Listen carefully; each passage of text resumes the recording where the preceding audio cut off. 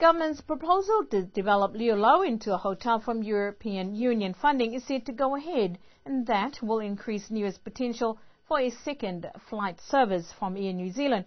But that is not the only development that has been in the books for Niue from the government. Premier Talangi's desire for a sustainable tourism industry has seen officials work with newly appointed New Zealand High Commissioner, His Excellency Mark Plumsky, on ways to recognise Niue's tourism potential, and according to Premier Talangi, he is pleased with the appointment and working towards a prosperous future for the island. I'm very pleased. I believe that it's his set of skills, and particularly his experience in local government as Mayor of Wellington and as a Member of Parliament, as well as a business person, will put him in good stead working with us to ensure that his understanding and our understanding of what Niue wants to be done over the next 5, 10, 15 years will be achieved. The fact is, we've been focusing our attention on tourism, and tourism using funds that have been allocated by New Zealand, about $19 million, or $45 million over the next 3 years. My belief at the present moment is that we will work very well with Mr. Blomsky, and let me also add that we worked extremely well with Sandra Lee Verco when she was the only other political appointment as High Commissioner to Niue, so I'm very, very pleased indeed. Now, His Excellency's previous role was he was originally commissioned to head the Special Envoy to Niue, looking at, the Trevor Hall report. Now, will that role continue with him being up there at the Peel, or has that been changed? Yeah, I think it'll just be a continuation of what we're doing at the present time. Let me be clear that Trevor Hall's report just supports what the government has been advocating over the past 2 years. There is an impression that Trevor Hall and what the New Zealand government is doing at the present moment is what's driving the Niue government tourism plans. It's not. We've always stated from 2008 what we wanted to do, and Trevor Hall's report just supports that, and Blumsky's work over the past 6 months, in fact, supports that as well. So I'm very, very pleased. Now, the draft of those proposals are going to be completed very, very soon. What are some of the development proposals that are in that plan? Well, in essence, what we've agreed as headlines will be the service agreement, the Marabai developments or accommodation developments, including Marabai, as well as the private houses that are going to be renovated and so on. We're also looking at promotions and marketing, as well as the business opportunities that will arise as a consequence of all those developments. So those are the 4 sort of headline areas that we're looking at agreeing to.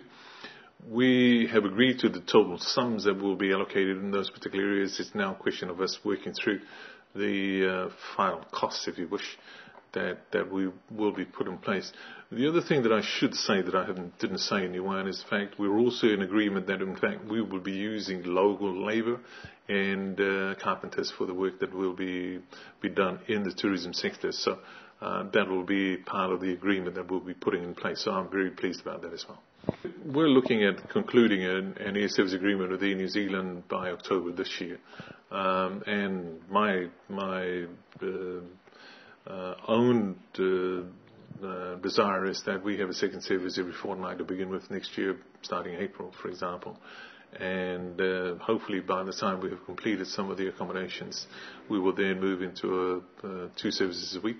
This is one of the things that we'll be negotiating very hard with Air New Zealand over the next month or so that we can conclude that arrangement with them. We've already started this process June of this year or much earlier than that. So it's just a question of now finalising those arrangements with Air New Zealand. Now, there are talks that there are other services or flight services that are interested in coming to Niue, looking at Tatamia from Tonga and Inter-Islander from Pangapangu. I don't really focus very much on them. They've been given our requirements for providing services to Niue. It's entirely up to them now to come back to us and meet the legal obligations that they have to providing a service to Niue. We've already advised them we're not looking at any subsidised service by them.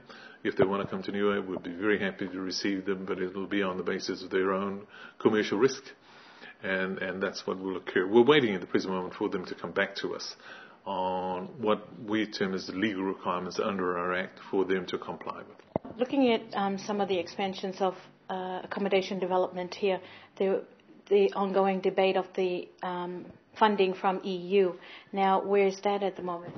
We're hoping to conclude an agreement with the EU sometime before the end of this year, and hopefully we'll be able to then start with the Avicella project maybe next year and so on. In fact, sometime next year. The other thing, of course, is the Chinese are also going to build a hotel here, a 40-room hotel, as we have agreed. Let me say that I'm very pleased that we're able to offer our people the opportunity of working in these projects, and I know it's going to be a challenge, but at the same time, I'm happy that we're creating job opportunities and employment opportunities and income opportunities for our people here so they can get into those things and earn a bit of money. Premier Talangi, who is also Minister for Tourism, also said Niue government's focus is to develop the tourism sector.